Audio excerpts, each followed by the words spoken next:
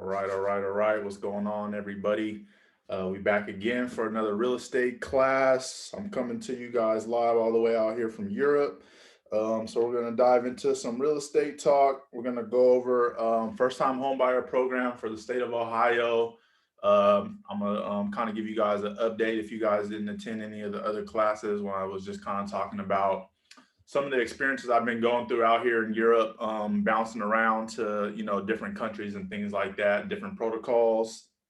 And then I actually had a friend who tried to come visit me out here. They didn't allow him to come visit, so I'll kind of talk about that at the end. But like I always say, um, if you guys aren't living in the state of Ohio, that's fine. It's just good to always get the information. If you guys have family members, if you guys have any friends, or if you guys do live in Ohio, or if you guys maybe might, move there one day, you just never know what can happen. So it's just always good to get the information.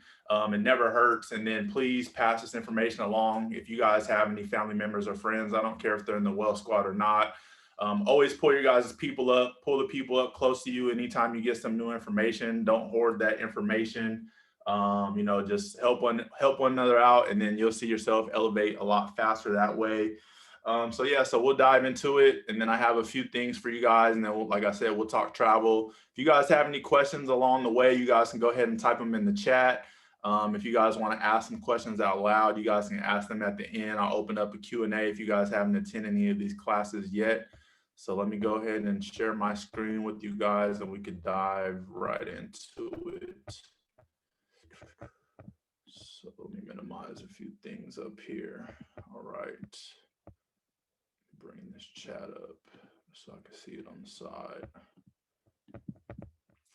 All right, boom. So today's agenda, like I said, we're going to be going over the Ohio's first-time homebuyer program.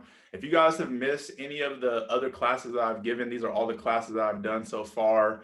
They're all uploaded in the Well Squad University. Some of them might be a little hard to find because they might not be named the correct thing, but I try to put it in order somewhat. But for those of you that are new, like I said, we've gone over really the very basics. And we kind of pick things up a lot, and we're going to start picking up things a lot more. That's kind of some of the news I have for you guys towards the end. So we're going to kind of put this thing in full drive, and we're going to kind of start going a lot faster now. We've gone over all the basics to get you guys started. We have members who have literally just sat through these classes. They didn't reach out to anybody. They didn't watch any other YouTube videos or anything like that. And they've been able to get into real estate just from these classes alone. So if you guys are serious about real estate, please go back and watch any of the classes that you missed. But I give you guys the exact blueprint that got me started in real estate. I teach you guys how to find, realtors, lenders, property managers, how to finance if you don't have the money, how to run your numbers, how to break down a property, the pros, the cons, the expenses that you have with real estate, the whole nine. And I've talked about my journey, different, properties I've bought, all that good stuff that you guys can find. Like I said, all those classes will be uploaded. They are uploaded in the Well Squad University. If you guys miss this class, or if you have to leave, this class will also be uploaded just so you guys know, and you guys have access to those at your leisure. So please go back and go through those. So we've been running through a lot of these first-time homebuyer programs. I think we've done about 10 states. So we've done Texas, Florida, California, Jersey, Georgia, Nevada, New York, Illinois, New York, Pennsylvania. Now we're doing Ohio. So go back and check those out if you guys are curious. When I first got into real estate, and I'm very transparent, I don't claim that I know it all. I know real estate is a big game. I only know what I know and what I've done, and then from other people's experiences and things they've told me. The thing about real estate is it seems like it's very complex, but things are just always changing all the time. Lenders can do what they want to do. You have different realtors who are specialized maybe in VA, or they're specialized in first-time homebuyer programs, or USDA, all these different things that you can do in real estate. There's a lot of different ways, a lot of terminology. So I try to keep it as simple as I can, because I don't know the experience level that we have, right? We have some people that have a great big portfolio, and then we have some people who have no clue about real estate. So I try to keep it as simple and basic as I can, so everybody can get that information. But before I kind of dive into this program, I never heard about a first time home buyer program when I first got started in real estate, right? I didn't know, I didn't have a mentor, I didn't have the Well Squad, I didn't even have any social media at the time. So I was just kind of going off of YouTube and then going off of, the old school, going to the library, finding some real estate books, going on to things like Bigger Pockets and things like that. And, as I'm learning, it's like, it's as simple as you think everybody would know about first time home buyer programs. A lot of people don't know. A lot of people just don't know. And I was one of those people. And, I don't blame my, realtor that got me started. I actually give her a lot of praise for helping me out as much as she did. But it's not on your realtor, it's not on your lender, it's not on anyone to tell you the type of programs that are out there and the ways how you can get creative with your financing and all these different things that you can do. You just got to be hungry for the knowledge and just get out there and research, talk, ask people, and just kind of figure it out as you go. And then, like I said, if any of you guys have any real estate background, you guys know exactly what I'm talking about. And if you guys don't, you guys will see once you guys get started on your journey. So anyways, every state has a first time homebuyer program or something like it. A lot of these states have down payment assistance where they'll help you with your down payment. Some of them you have to pay back. Some of them will be like a 0% interest rate. Some of them will, if you stay in the property for X amount of time, you don't have to worry about paying it back. Like I said, every state is different. And we've covered a lot. And like I said, just from the states that I've covered, they're all unique in their own way. There's a lot of similarities, but they're all different. So let's go ahead and dive into this one. So the Ohio Housing Finance Agency, which is the OHFA, offers several affordable loan options to help you achieve your dream of home ownership. OHFA offers a 30-year fixed rate, whether it be an FHA mortgage, the VA, USDA, and conventional mortgage loans with the generous income and purchase price limits designed especially for home buyers with low and moderate incomes, right? That's straight from the website. I don't make this information up. I get this information directly from, the head of all this stuff. So I don't make this stuff up for you guys. Like I said, I go get the information and I just put it together for you guys. So don't think that this is something that I created or anything like that. This is every state, has their own thing. So the main question would be, how do I apply for this program if I'm in the state? So OHFA loans do not come directly from OHFA, so don't get that confused. So this program works with approved lenders, credit unions, and mortgage companies across the state to offer loans to qualified borrowers. To find a approved lender, I have a link down here for you guys that's in your area. It's going to be based on your county is how Ohio breaks it down, along with tips to help you with the application process. Here's a number you guys can call. You can call this number and, all the information I'm getting ready to give you. And then, sometimes there's a lot of information that they don't even put on their website because it might be things that they might have just added or a grant might have just got approved and they didn't update their website, or especially with COVID and things like that. A lot of things are always changing. So it's always good to, get with these lenders, get with these realtors, get with these people that do these programs, because you'll get even more information that might not be online or something that I maybe have missed. So, I have the bulk of the information for you guys, but there's still always going to be little onesies and twosies here that you guys might be able to get some more information. So that first link down there is going to be the link to find a lender, and it is by county how they break it down out in Ohio. So you guys can screenshot that, or just ohiohome.org/lender/default.aspx. Or you can go to the other link is going to show what the income limits are, because with these first time home buyer programs, a lot of them have income limits. So you can't make more than this amount. They also break that down by county. And then the amount of home that you can look for, there's going to be a ceiling on how high you can go, right? A lot of times it's going to be, 300, 400, 500,000, and based on where you're at. I didn't look at the one for Ohio, but I'm sure, Ohio's, the cost of living is pretty low out there. So it's not going to be high like the Californias, the New Yorks, the DCs, and things like that.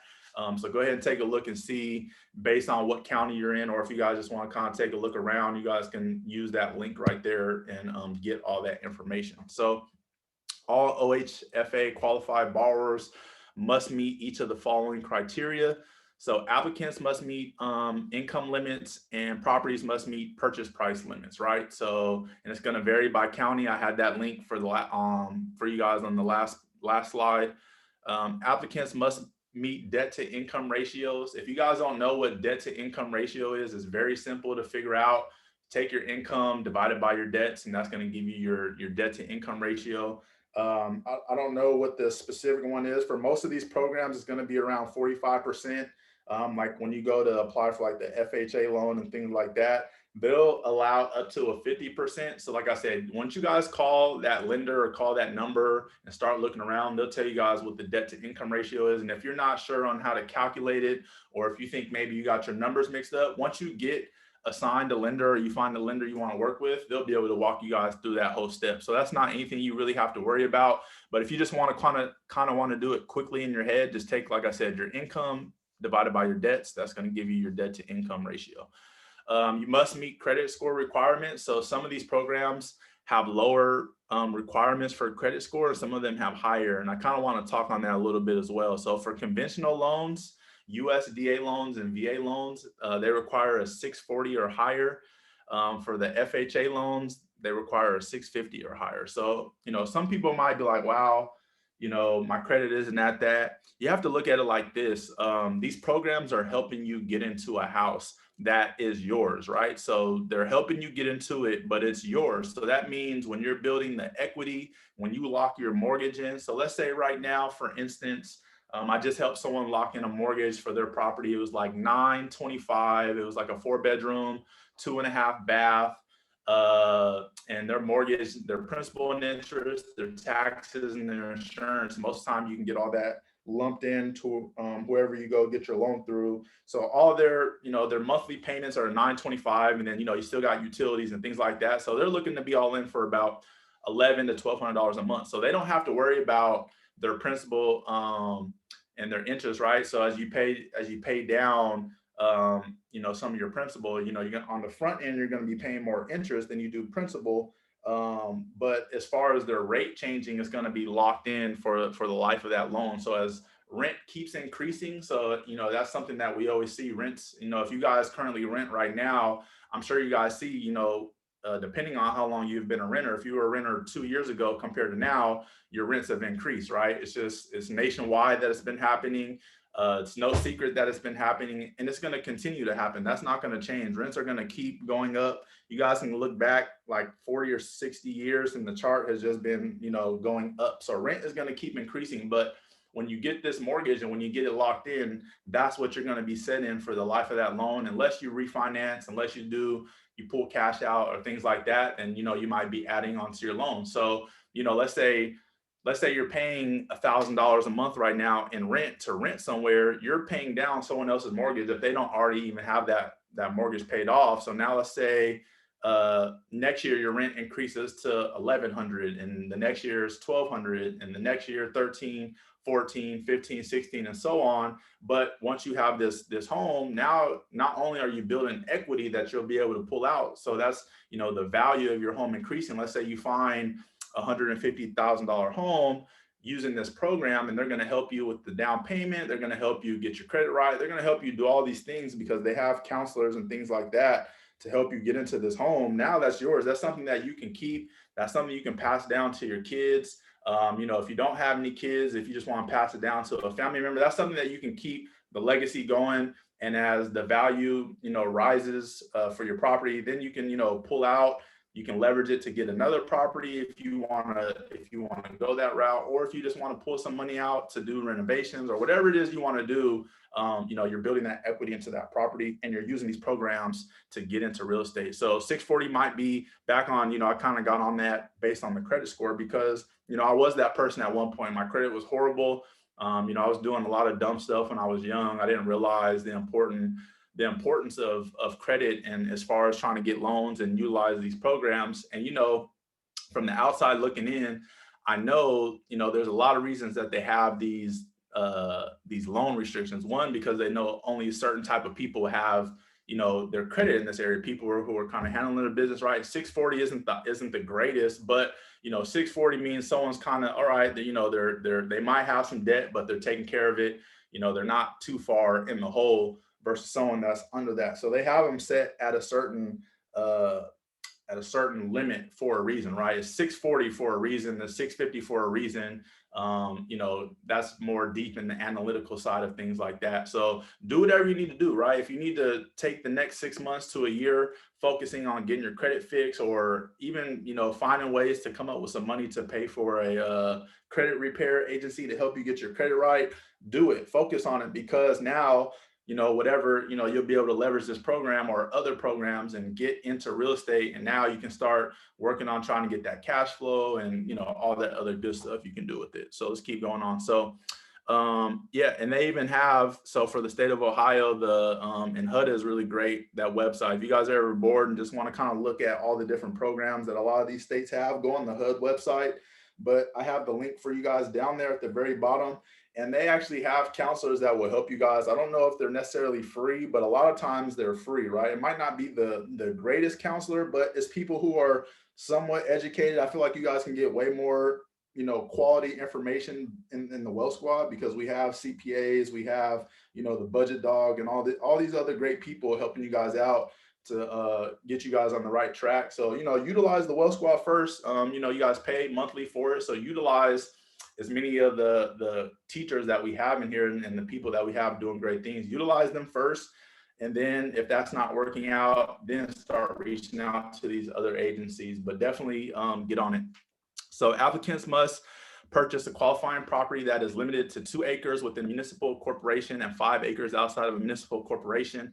Additional acreage may be required by local health and safety code. Qualifying properties include the following: existing homes, so single family dwellings, conforming condominiums, duplexes, and up to a 4-unit property. So boom, that's the kicker.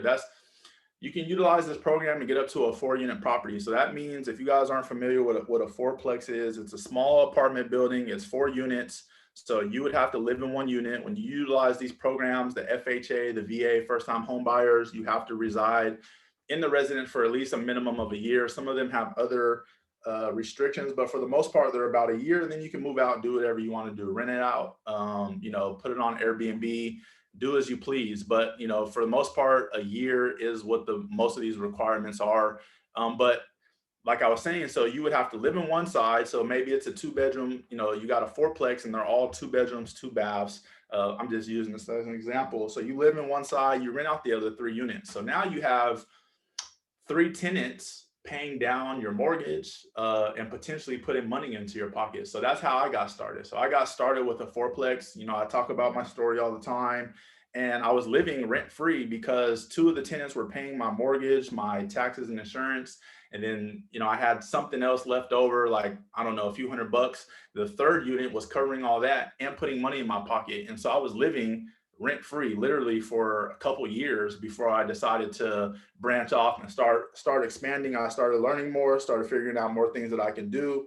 But yeah, so that's what you guys can do. You guys can get up into a fourplex utilizing this program. Not every first-time homebuyer program will allow you to get up to a 4-unit. Some of them want you to just do a single family home only, but this one will allow you to get up to a fourplex. So you get a triplex, a duplex, single family home, whatever floats your boat. You can do that with this program. So newly built spec, nearly completed homes, 1-unit single family dwellings, modular homes, 1-unit single family dwellings, and manufactured homes. Additional requirements may apply to specific home ownership products. So down, like I said, I have that HUD link for you guys. That's going to link you with counseling. So if you want to, need some help getting your credit right, or if you just have other questions, or if you're just curious to what other type of programs are out there, definitely check out the HUD website. So for the state of Ohio, they do have a down payment assistance. It's called the Your Choice. So it's a down payment assistance that allows home buyers to choose either 2.5% or 5% of the home purchase's price. Assistance can be applied towards your down payment, closing costs, or other pre-closing expenses. This assistance is forgiven after 7 years. If you sell or refinance your home within 7 years, you must repay all of the assistance. So I always tell people, if you guys can get these programs, and let's say for just for example purposes, let's say your property was 100,000, right? So you get 5%, you can get $5,000 to go towards your closing costs. And just so you guys are, if you guys aren't familiar, I typically tell people your down payment and closing costs and all that stuff typically comes out to about 6% or 7% of the value of your property, right? So if you find a property that's 100,000, you can look to spend about 6 to 7 grand for your closing costs, just depending on, what's all rolled in there, what's going to be rolled into your loan, what's not going to be rolled into your loan. That's something you could talk with your lender, or I mean with your lender. But look at that. So 7 years, you can get up to 5%. So if you find a $200,000 property, that's 10,000 that you'll be able to get utilizing this your choice. So in the state of Ohio, which I have properties in, I have triplexes and fourplexes. I have a triplex that I got for like 46 grand or something like that. And a lot of people think, damn, 46,000, that sounds like a slumdog, slumlord. And trust me, it's not. I've had it for a few years. It's great. The roof was recently done. The tenants are great. And it's a great property. Just, Ohio just isn't a highly cost of living like California's, the New York's. Even Texas, which is a cost-friendly state, still isn't touching Ohio. Some of my tenants, one of the buildings that I had got when I first got it, the rent was like $350 for a 1 bedroom, 1 bath. And I went and looked thinking it was going to be something crazy. And it was actually pretty nice. So I'm like, damn, this is crazy. It was out in a really small town, not in a big city. But $350, $400 for a 1 bedroom, 1 bath. A lot of people can, change their life with that, especially if you can work remotely, just go handle business for a little bit. But anyways, that's a way for you to get into real estate with really not having to put much money down. So let's say that 7% is what it's going to cost you to get into a property. If they're covering 5%, that means you only have to come up with the remaining 2%, right? So let's say you find a $200,000 property, they're going to put that 5% for you. So now you guys just got to come up with about 3 grand, 4 grand, right? And you can reach out to family members, friends, get creative, do whatever you need to do a couple side hustles. We have different ways for you guys to find side hustles and things like that. So imagine that you're getting into a fourplex that has tenants already in it. You're going to live on one side. You get a 5% to go towards the purchase price, the down payment. You have to come up with 3-4 grand. Now you're locked into this property. Now you're locked into the rate at today's rates. We've had some of the all-time lows, 1.75, 1.5%. Crazy stuff. This is what you guys can do. This is how you guys start to build wealth. This is how you guys break that cycle. If you guys are going to be the first person like me and your family to even own a home. I owned a fourplex before I even owned my own home. I owned a lot of real estate before I actually owned my own home. Just because I was, figuring out, learning things, and I was comfortable. It was good for me. I wasn't trying to keep up with the Joneses or nothing like that. I was just worried about stacking my money up and getting as much information as I can, because like I said, you guys are, my journey has been crazy, and I don't want to waste your guys' time and kind of get too much into that. But if you guys, really care to hear it, if you guys want to ask me at the end, I can kind of really dive in and kind of speak on a little bit more. But let's keep pushing through for those of you guys that got things you got to do. So Ohio Heroes is another first-time homebuyer program that they have. So if you guys are a veteran, active duty military, member of the reserve, including surviving spouses, police officers, firefighters, volunteer firefighters, EMTs, paramedics, physicians, nurses, practitioners, nurse practitioners, RNs, LPNs, and STNAs, teachers, pre-K through 12, and administrators and counselors. They have a whole program for those specific people. So if you guys fall into that category, and I have the link for you guys can go see what the qualifications are and things like that. Each one of these little programs have their own qualifications, but for the most part, the credit score and all that stuff is going to be pretty much the same. So they just have different names for it. So this link right here, that My Ohio Home at the bottom, you guys can go to that and it will bring you to all that stuff and go more in depth. Grants for Grads is another program that they have. So borrowers must have graduated within the last 48 months with an associate's, bachelor's, master's, or doctorate, or other postgraduate degree from an accredited college or university. They have another program for you guys if you qualify for that. Like I said, that link will show you kind of what the requirements are. The credit score and all that stuff is about the same. There's just going to be very, very small little differences between the programs and what you want to do. So this mortgage tax credit, this is another thing that I didn't know anything about when I was first starting in real estate. And I'm kind of mad because, a lot of this stuff is really good information. So this is a way for you to save up to 2,000 on your annual taxes, right? We all got to pay taxes unless you're a veteran in a certain state, or if you're exempt for any other reason, the rest of us got to pay taxes on our properties every year. And here's a good way for you guys to save up to 2,000. So uh, kind of tell you guys my story. So when I found out about this program, I started making calls right away because, yeah, 2,000, you got to think about this, 2,000 that you can potentially save a year on taxes. And if, you got that mortgage for 30 years, we're talking 60 grand that you're saving in taxes, right? I love saving money. You guys know I'm a budget traveler. I really wouldn't consider myself a penny pitcher, but I definitely love saving money. I can tell you that. So this mortgage tax credit, if you use the tax credit with the loan through OHFA's first time home buyer program, you receive a tax credit of 40% of the home mortgage interest. So the maximum annual tax credit is 2,000. Home buyers using the MTC plus have a slightly higher interest rate. Home buyers are also able to couple the mortgage tax credit with the 2.5% down payment assistance. So this is something. So after doing my research, and I didn't do this for the state of Ohio, I did this for the state of Nevada. Every state is going to be different how their MTC is. So the way that Nevada, I don't know how they do this in Ohio, but for the state of Nevada, it has to be in a certain county. It has to be in a certain county. And then, so what it is like, it had to be over like less than 100,000 people had to live in that area. So when I first bought my home, I didn't even know anything about that. But now if I get another home in the state of Nevada, which I'm already looking for, I'm going to move in one of these areas just so I can get this tax credit. I like getting money, and it's like, I'm still living where I want to live at. The areas are nice. It's not bad areas or anything like that. They're just areas that are kind of less populated, and it's not even far out the way. So the more you know, the more you can save. Like I said, if you guys don't really care, don't want to live in the area, I don't know what Ohio's requirements are, but when you guys talk with the lender, please bring this up and say, hey, what do I need to do to qualify for this mortgage tax credit thing I heard about? And they'll tell you guys like, oh, because you have to do it when you're doing your loan and all that stuff. It has to be done at that time. So definitely, if you guys are curious, just ask the lender that you guys go with off of that 800 number I gave you guys. Just bring that up when they tell you the other stuff that they need. So that was the plus. So the mortgage tax credit basic, if you use the tax credit with the different mortgage option from your lender, your tax credit percentage is 30% for the purchase of a bank-owned property, 25% for a property located in target area, and 20% for all other properties. So this one specifies that it needs to be in a target area. The credit plus doesn't specify, so I don't know if it's the same, but definitely when you guys work with that lender, they'll definitely let you guys know. So that's all I have for the Ohio first-time homebuyer program. Really simple stuff, pretty much straightforward. Do you guys have any questions? Let me go to the chat. Let's see.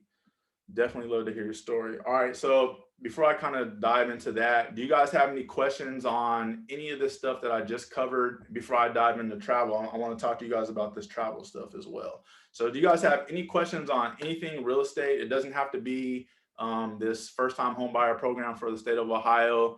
I don't know if you guys maybe might be in any deals, or if you guys just have any general questions, you guys can either type them in the chat or you guys can just go ahead and yell them off. So I'll give you guys a quick second before I move on to the traveling side of things.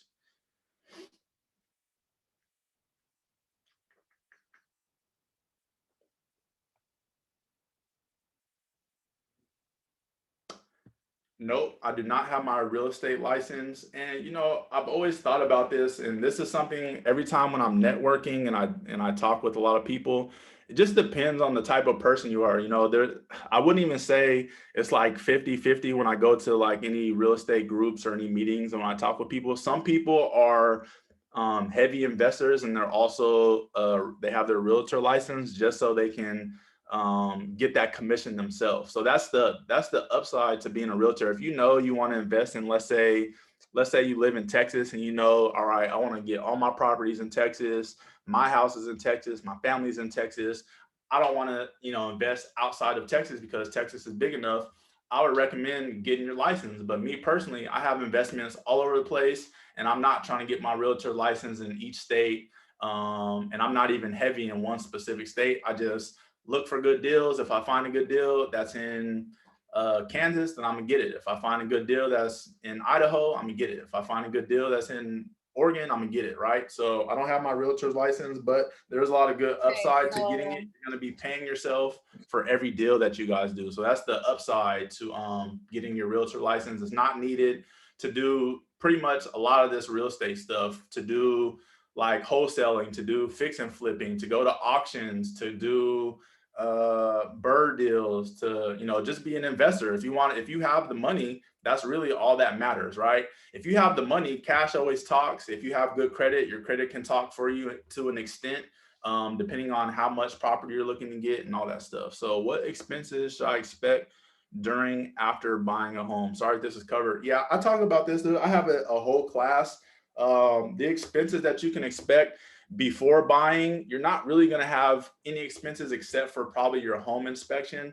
That's just because that's not rolled into your loan or anything a part of it. Your appraisal that the bank is they're gonna charge you for the appraisal, but it's gonna be when you close. So the only thing that you're gonna have to worry about paying for up front is going to be the home inspection, and then the home inspection is typically $300 to $500, just depending on how big the property is. Out of all the deals I've done, I've never spent more than 500, and I've never spent less than 300. So that's really going to be the only expense that you're going to have up front. And then you're going to have to put what's called earnest money down. So let's say you find a property that you like, you put in an offer, they accept your offer. They're typically going to want earnest money. Sometimes they say it's a 1% of the purchase price of the home. So if the home is 100,000, typically 1,000. But I've done deals. It's really between you and the seller. There's been times where I put 200 down for earnest money. There's been times where I put 1,000 down. And when you start going into like 500,000 more, it's typically going to be about 3,000 is what you're going to put down. And that's just going to go to like a middleman. That's going to be what's called escrow. It doesn't go to the seller. It doesn't go to you. It's in a middleman. That's just for them to take that property off the market because they accepted your offer. And now you have time to get an inspection, go back and forth with certain things like that. So that's all you're going to have for your expenses before you buy the home. After you purchase your home, if everything goes good, you sign the dotted line, you have it on your name, then that's when everything is going to magically start falling apart, right? No, I'm joking. No, but seriously. So since I bought my home, I've kind of been, my own handyman. I've, figured out how to do some plumbing work, maybe some yard work. It just depends on what you have. Do you have a pool? Do you not have a pool? Do you have yard? You got to do landscaping? Do you want to hire a landscaper? If you have a pool, do you want to hire a pool person, or do you want to figure that stuff out yourself? And then you're going to have so monthly expenses that you'll have your principal and interest. That's going to be your mortgage, right? Your mortgage. So you're going to have your principal and interest. You're going to have your insurance. You're going to have your taxes. You're going to have, if you pay utilities, or if you have like a fourplex, do your tenants cover the utilities? So then you'll just have to worry about utilities for your side, landscaping. If you have like multiple units, you have to worry about vacancies and things like that. So I have a whole class that goes a lot more in depth to kind of give you an idea of numbers and what to expect. But that's typically what you'll expect. So to get into a deal, you'll just need that money to get your inspection done. You'll need some earnest money, and then everything else you'll just kind of need for closing. How do you pick a property manager for your rentals? So I have a whole class that's on property managers as well. So like I said, you guys can go back and please go through these classes. I'm telling you guys, I really drop a lot of gems for you guys and lay out the blueprint literally from start to finish. But property managers, I tell people, they work for you, but you should look at it as we work together, because they're going to be the ones that's going to be handling your money. They're going to be the ones when plumbing goes wrong, or if a water heater goes out, or you got to find a different landscaper. They're going to be the ones handling if you have a vacancy, trying to get it filled. So it's like you want to build a good relationship. You want to see, you want to have like a questionnaire, and I talk about this in the class. I covered it, to find a good property manager. There's going to be things that you're going to want them to do that they don't cover or say that they'll do. But that's just, that's going to come with time. With once you get properties and things like that, you're going to kind of see what you want. One of the big things that I always tell people that a lot of people don't do that they actually start doing now is every 6 months, I have my property manager do a walkthrough of the property. And I let the tenants know it's not to be nosy. I tell people, you guys don't even have to clean up. I'm just looking to make sure there's no leaks, making sure people are changing their vents out to make sure that all that dust isn't building up, to make sure there's no safety hazards. It's more of a safety, just making sure everything's good, right? I don't care, making sure if it's a property where I don't allow pets, making sure there's not like pet food around, just little things like that, not to snoop. And I have my property managers do that. So a lot of people don't do that. That's just one of the little things that I like to do. I like to have my property managers vet the tenants a lot more. So job history, rental history, all that good stuff are things that I like to personally look at. But it's going to be your property, so you'll be able to say, hey, I want you to do this. Or if the property manager does this and you're like, no, I don't want you to do that, could you do this instead of that? So you'll have to work something out. A lot of this, nothing is set in stone because it's your property. So even though you might have a loan out and it belongs to the bank, it's still yours. So you can make, if you want to get paint, if you want to change the carpet to tile, if you want to, knock down some walls, if you want to add stuff on, if you want to do this, it's your property. You can do whatever you want to do with it. Just make sure you keep making the monthly payments to the bank. But as far as when it comes to the property manager, they can't necessarily tell you how they're going to run it, right? They'll give you something. They'll say, hey, this is what we do. This is what we offer. And then you'll say, okay, I see you guys don't offer this. Is there a way that you can do this? And then you guys will figure out the price and kind of negotiate from there. How many states do you have properties in? I'm in Cali. This seems investing here is ludicrous. Yeah. I'm in 7 or 8 states. Let's see. Yeah, I'm in like 7 or 8 states. Yeah, so if you're in California, one of our members, he's in I think he's in Sacramento. He's in Sacramento. He attended every class that I gave for like the first 3 months. I helped him out, gave him some, encouraging words, but he literally just followed everything that I teach you guys. He followed it for 3 straight months. He couldn't find anything. He kept getting outbid. This is a few months back when properties were really ridiculous. I mean, it's still kind of crazy, but I don't know if you guys remember, there was a time where it was really crazy and he was really getting defeated. And, he was trying to use one of these programs and all that stuff. And I just told him, just stay with it, keep looking, don't give up. For the people who think that it's hard or they can't find a deal, I just tell them you're not looking hard enough and you're not putting in enough work, right? You need to work with multiple realtors. You need to be looking at deals yourself. You need to be, every day you need to be doing something. So if you guys are in those, those big states where, property values are insane or they just go fast, look at other states, right? You can invest. You don't need any special license. You don't have to do anything special to invest out of state. Investing in state versus investing out of state, nothing is different except for the property is out of state. So you might need to fly out, take a look at the property. Even my property, I have properties in so many states that I haven't even went and looked at those properties because these days, most, people have, you can work with a property manager or a realtor, have them do a walkthrough for you via Zoom or, FaceTime, whatever it may be, so you can get a good look. And then it's like, if you find someone that you can trust, they'll give you a good, they'll say, I don't think this is the one, let's keep looking. Or they're like, yeah, this looked pretty good. And things like that. And you can kind of make your judgment from there. So don't be afraid to invest out of state. It's very simple. It's not hard. You don't need any special license. You don't have to do anything special to invest out of state. Let's see. All right. So do you guys have any other questions for me real estate wise before I move on to travel?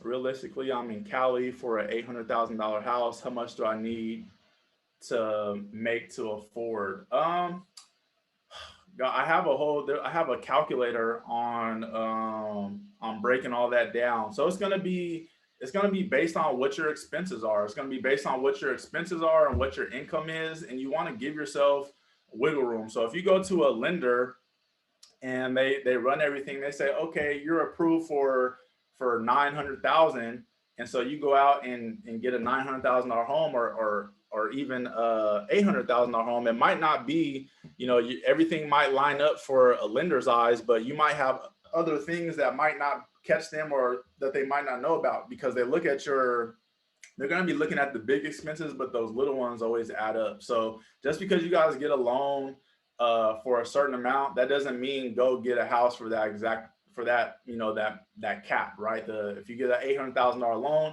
that doesn't mean go out and find $800,000 home. You got to be realistic with yourself. You got to know what you can and can't afford. And like I said, I did a whole class on exactly how to figure out how much property you can afford, because that's a big part of real estate. And I don't want you guys to get into something where it sinks you guys every month, right?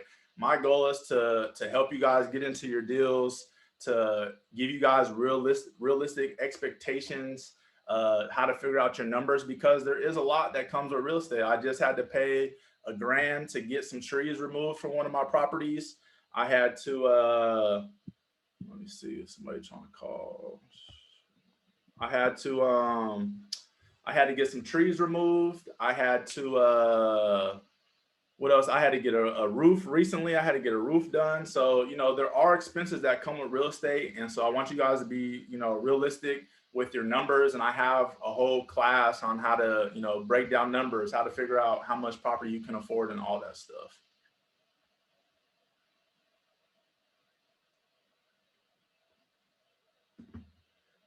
Let's see, I'm in San Diego. They have totally relaxed the guest house market here to build and rent for those are insane also. Yeah.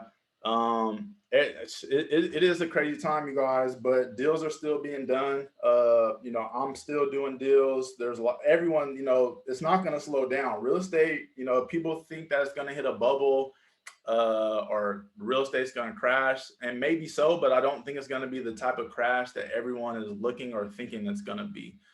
If it crashes, it's not going to be like it goes to zero, or a $500,000 property is going to go to 200,000 or nothing crazy like that. But I tell you this, rent is not going to go down. Don't be, a lot of people are holding off and waiting on that. We're literally just heading to where things are going to keep rising. Rent's going to keep increasing.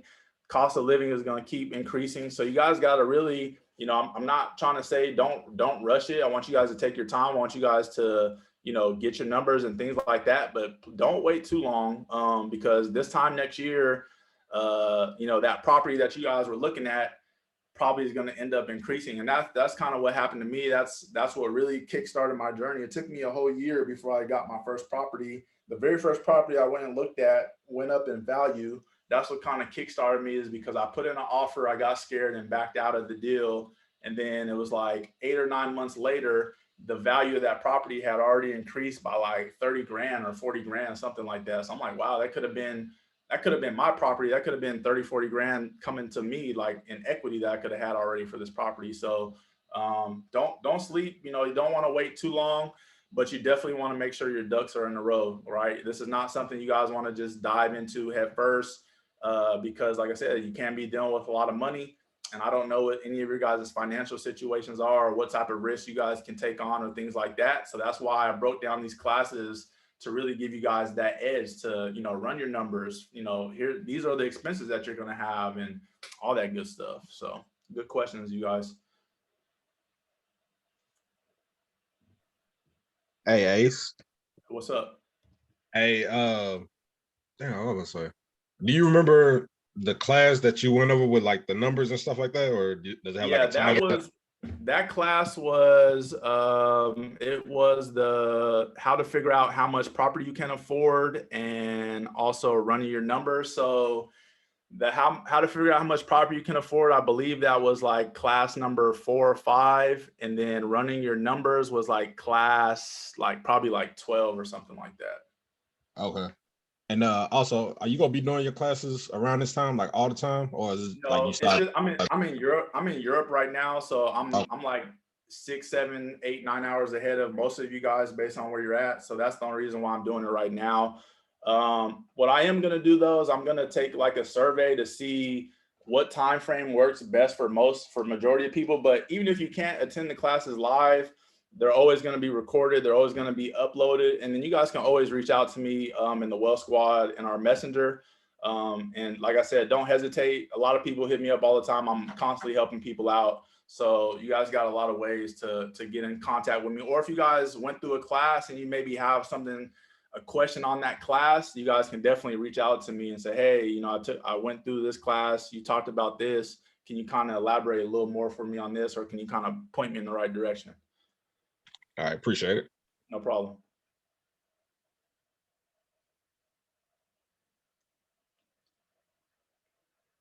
All right. Do you guys have any other real estate questions before I kind of just touch on this travel stuff and what's kind of been going down? Hey, so just had a quick question. So I'm in the process of renting with my girlfriend at the top of the year next year. But essentially we're going to be kind of using that time to also pay down our debt, and we mostly have student loan debt. So for all intents and purposes, real estate is like one of my bigger goals, and I want to make sure that I go about home ownership correctly. So my credit score is legit, and I think it's just mostly debt that's kind of in the way of things. So what are your thoughts on renting before purchasing a home? Or do you think it's kind of subjective? Yeah, so kind of like me before I started my journey. So I was a renter before I even started in real estate, right? So I was a renter before I even started in real estate, and then before I even owned my own home, I owned property that was rental property. So I got a fourplex. I lived in one side and I rented out the other three sides, and I actually got a whole bunch more real estate. They always say doors. That's, if you guys hear people talk about doors, that's what they mean. They mean, like, if you have a fourplex, that means you have 4 doors under your belt. So I was worried about getting more doors, and it was increasing my net worth in the process. I wasn't really too worried about owning my own home because it wasn't a priority for me, because it was just me. It's not like I had a family or anything like that, and I was able to do everything I needed to do, and I was able to just kind of focus on getting more doors, and just really home ownership it just wasn't a priority for me at that time. And then eventually I was like, okay, I'm at a great place to where all my rental properties, have been covering my living. Now they'll cover, if I want to get a home, now, they'll cover that for me as well. So it's based on you, what route you want to go. There really is no right or wrong route, right? You just have to figure out, you're just going to have to sit down, run your numbers, figure out what works for you, see what type of expenses are. And in these classes, I show you guys how to even do this without even having to put in offers, and all that stuff, how to get all your numbers, all that stuff. So you can see, based on your income, based on your debts, where you want to go. So that way you set yourself up for success. So there really is no right or wrong way. It's just going to be, everyone's going to be different. It's just going to be what works best for you right now. Thank you. No problem.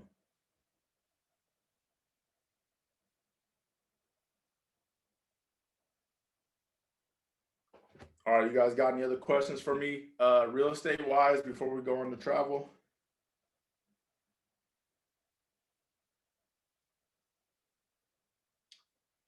Nope. All right, cool. All right, so travel, for any of you guys who care. So I'm out here in Europe. I've been bouncing around to a lot of different countries out here. And so coming out here was not really harder than getting through the like the border when I got here, when I landed. So to come out here, what I had to do was you either have to have proof of your COVID test, or you have to have a negative test that's within 72 hours, right? So let's say if your flight is on a Friday, I would highly recommend, if you haven't got the shot, you got to have that negative test. It has to be within 72 hours. So if you leave on a Friday, I would recommend doing the test either that Wednesday. If you do it Thursday, you have to make sure that you can get your results back within that day, right? You don't want to be waiting and pushing it out to the next day, because most of them will give you results the next day. Some of them will give you the results right there or within an hour or so.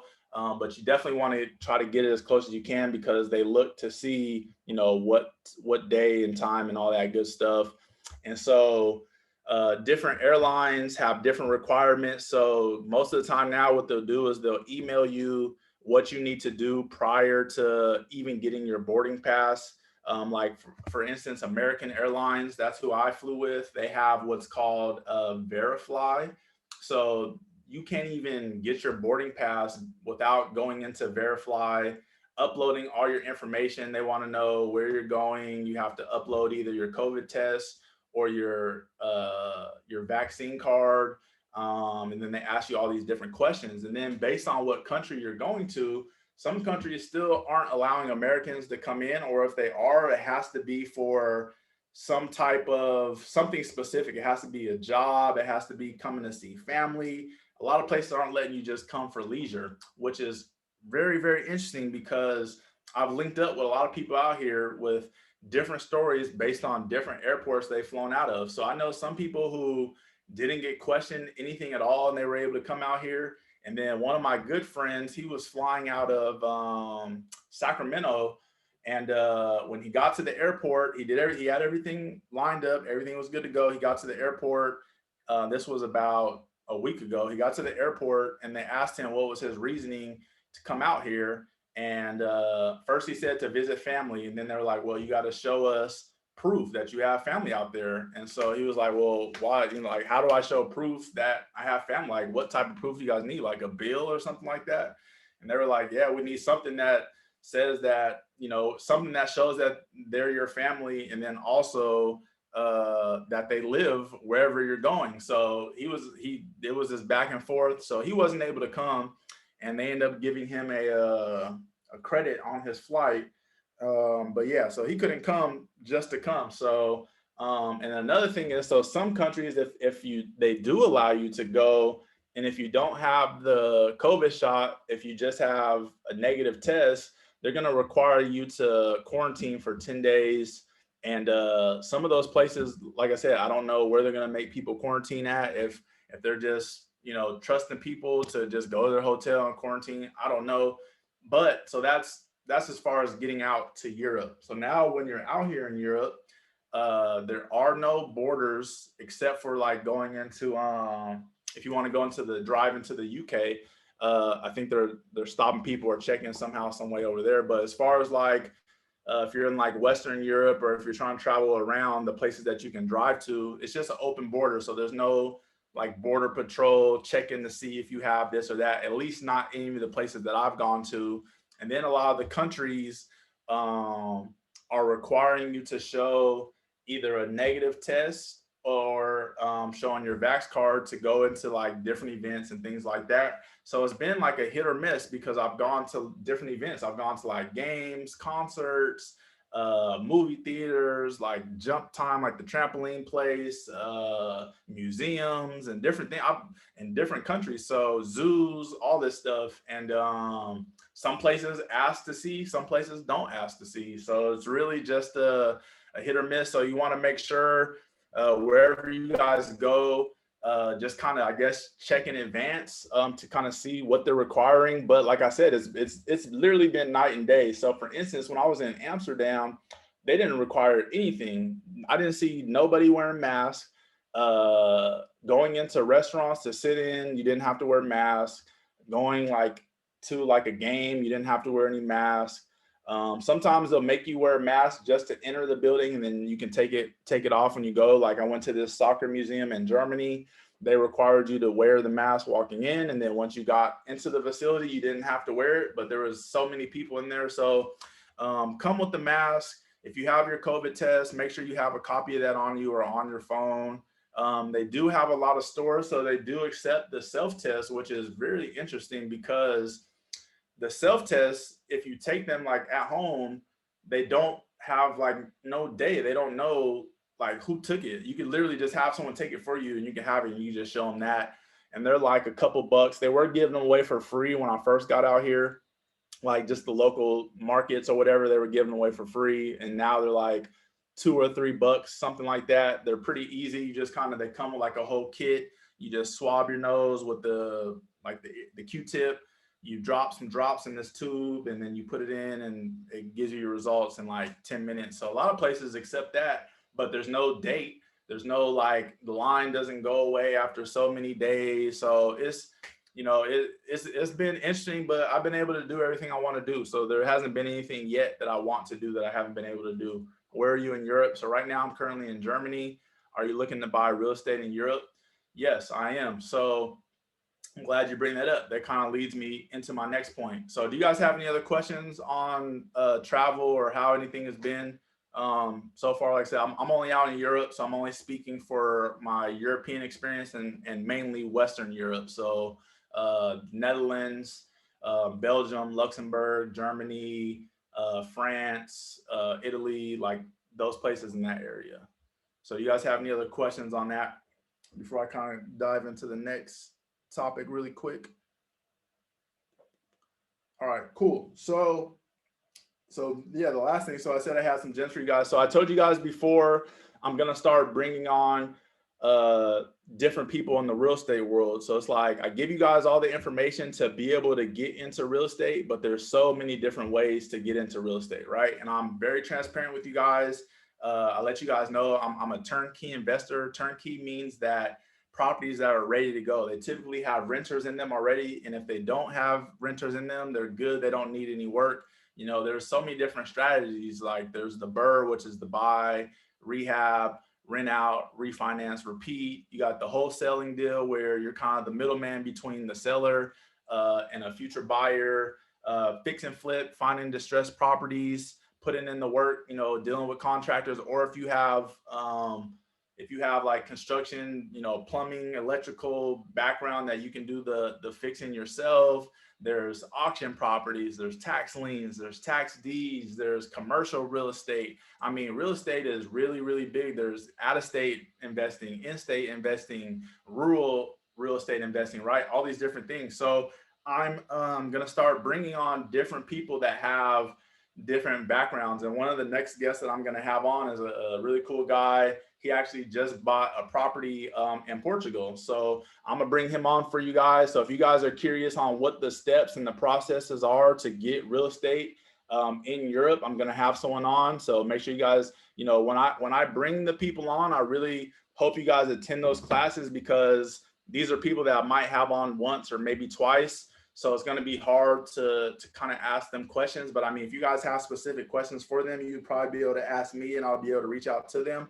But that's going to be, you know, when I have these guests on, I hope you guys are able to attend. I'll try to make sure it's at a decent time so where everybody can attend. So the next guest I have coming on, he has property in the United States. He's an American citizen. He just got property out in Europe, out in Portugal. So he's going to come on, kind of give you guys his story, talk about that. I have someone who does real estate in rural areas, so really small, maybe like a town of like 100 or 50, things like that. So I'm bringing on, you know, that for you guys. I got someone who's in the Airbnb world. They're going to come on for you guys. I have a few commercial real estate investors coming on. I have some big lenders who do commercial and single family coming on for you guys. So I'm starting to ramp up, bringing more people on. I kind of hit a point to where I covered every single thing as far as getting you guys started, you know, the benefits, expenses, figuring out how much you can afford, property managers, realtors, all these different programs, how to finance it, all these different things. So I give you guys the complete blueprint. So now what I'm going to do is have other people come on so you guys can hear their stories and so you guys can start to pick their brain. So that's what you guys have to look forward to. For some of our upcoming classes next month. Hopefully I can bring on at least 2 people. I'm gonna try to bring on at least 2 different people a month if I can. You know, it's gonna be hard trying to, you know, work around other people's schedules because people are busy and they just can't dedicate, you know, their time to this, which is understandable. So I'm gonna try to start bringing on more people for you guys so you guys can hear the stories. Our first guest was JF. He's in the Well Squad. We actually have a lady in the Well Squad. She just got her realtor license, and shout out to her. I don't know if she's in here or if she's attending any classes. I know she sent me a message somewhere a while ago, but she just got her realtor license in North Carolina. I'm gonna have her come on so she can explain the entire process, what it took to get there, And I'm just trying to bring on different people, you know, to share gems with you guys. So it's like some of the people I might bring on, they might have $1 million in real estate, and some of them might have just got started. They might only have one door. So I kind of want you guys to hear and see different sides, right? There's, you know, we all got to start somewhere. You know, some of us blast through it and go into the $1 million deals. Some people just stay at maybe a few properties, right? There's no right or there's no wrong. And I always tell people this is not a competition.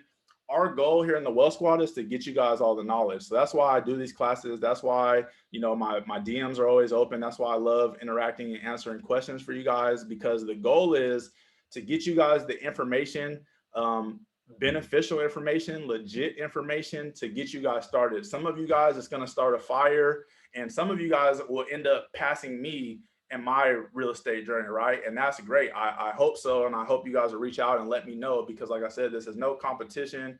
This isn't who makes the most money, who has the most doors, who's doing this, who's doing that. We just want you guys to get the information so you guys can change, you know, the lives for you, your family, or whoever you guys want to help out. So do you guys have any last questions for me before we wrap this on up? Like I said, it could be travel, real estate, any other stuff you hear me talk about. Like I said, nothing's off the table.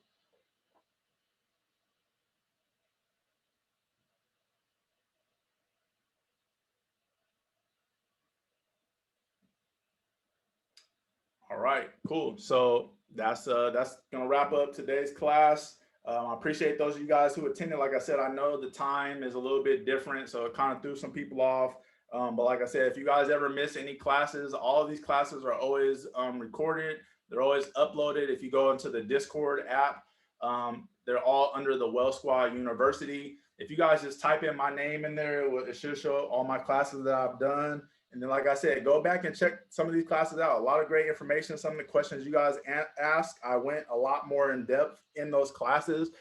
So please check them out. Just go get the information. Most of my classes are about an hour to 2 hours long. So, you know, you figure I did about maybe 20 classes now, 20 or 30 classes. So, you know, 20 or 30 hours to really change your life, right? To get that beneficial information, to get out and really start getting to it. We have a lot of members, like I said, who have closed deals just off the information alone. So I'm gonna bring on some of those members as well, so you guys can kind of hear their story and see which class worked best for them and all that. So if you guys don't have any last questions for me, I appreciate your guys' time. Appreciate those of you that ask questions. And it's Wednesday. Almost done with the week, almost done with the year. So hopefully you guys are getting after your goals and start planting those seeds now. So when we bust into 2022, that thing is already shining and flourishing. If you guys don't have anything for me, enjoy the rest of your guys' day.